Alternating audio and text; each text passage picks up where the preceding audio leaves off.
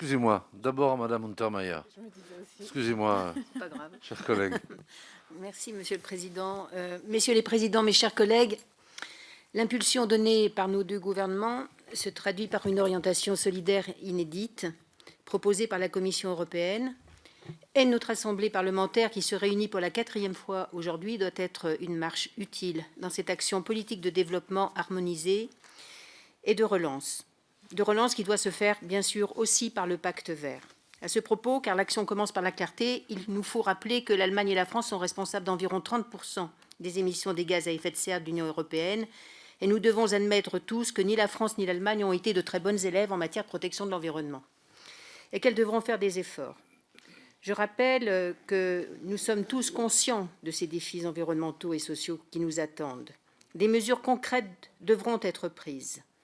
Je rappelle que notre Assemblée a d'ores et déjà mis en place le 6 février dernier à Strasbourg un groupe de travail pour accompagner les objectifs fixés dans ce pacte vert en Allemagne et en France. Il faut donc le mettre en place et le mettre en place rapidement, de façon à ce que nous puissions travailler concrètement. Et ce groupe, il doit être un facilitateur exigeant de la transition écologique, de la réorientation et de la relocalisation industrielle en Europe, ainsi d'ailleurs que viennent de l'exprimer les deux présidents de notre Assemblée.